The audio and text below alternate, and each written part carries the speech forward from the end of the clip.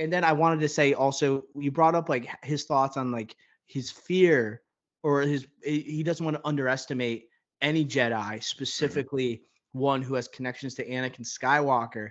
It makes me think as we move further along in this universe and Luke Skywalker is around, right? So the Padawan of Right. Anakin is like obviously in Ahsoka, but when Grand Admiral Thrawn thinks he's escaped, like all those who have connections to Anakin, you potentially a Luke Skywalker, maybe in Ahsoka season 2 or in a Mando-Verse movie. I think that's going to be a juicy dynamic that we should look for in the future. I think. No, go ahead. So, John, if it was you, and after seeing Mandalorian de-aging technology, if Luke Skywalker would be in one of these projects, would you de-age him or recast Mark Hamill here? And again, so think of Sebastian Stan. I think that's exactly what I was trying to think of. He's the one that like I'd be satisfied with him because I think he could look enough like him. He could get the demeanor down enough.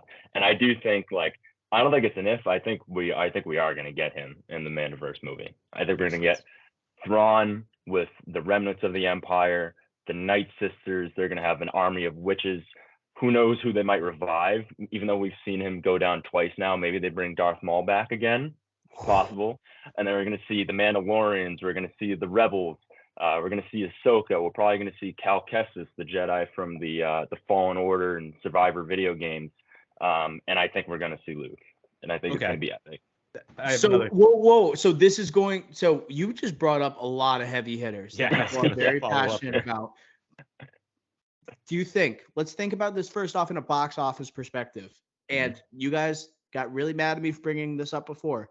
Could this like top like an Avengers Infinity War like at the box office? Do you think this could rival that? And then would you think it could rival it in movie quality either? It's possible with Dave Filoni at the helm that it could rival in quality.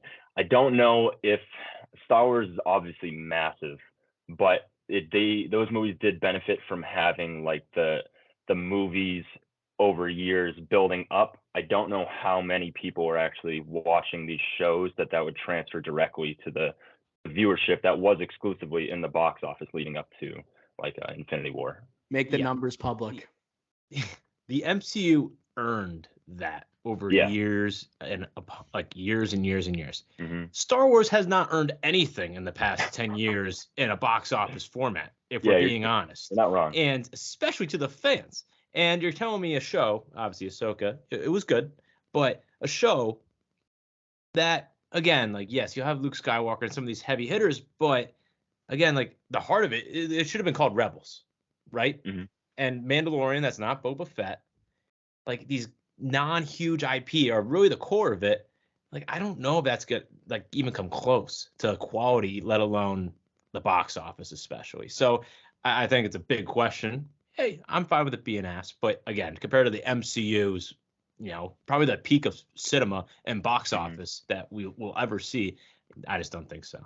You know what? I think if The Rise of Skywalker makes $1 billion, and I think this movie's easily clearing $1 billion, and I think with all these returning characters financially, I think it could rival Infinity War.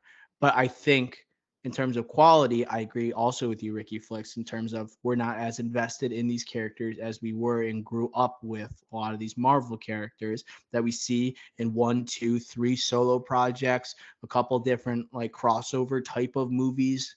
And you're right, they haven't earned it. That's the perfect line for that, Ricky Flicks. I also want to say, you mentioned Luke Skywalker potentially being recast, Sebastian Stan. We love that type of recasting, if any. Would they recast Princess Leia? Is she integral enough of a piece where she's going to have serviceable screen time where they would recast her? Because we've seen, obviously, her being de-aged as well, just like we have with Luke Skywalker. It's a good question. Yeah. And that's tough because I like...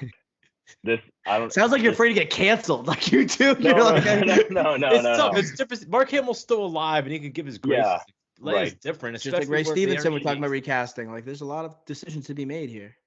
But he was in one season of television. True. Yes. For me, like whenever I see Leia on screen, no matter how many times I've seen like the original trilogy, or like I even hear like mentions of Leia, I like tear up because of Carrie Fisher. Like it doesn't feel like she's a character that should be played by someone else. Just because I like when I see Leia, like it's Carrie Fisher, and I don't think I would want to see anyone else play her. Interesting, because like obviously I think there is a factor that obviously she's passed. Like Han Solo, it's hard to someone recapture like Harrison Ford and his charisma. And we had someone try and do it with Alden Ehrenreich, and that was met with lackluster results.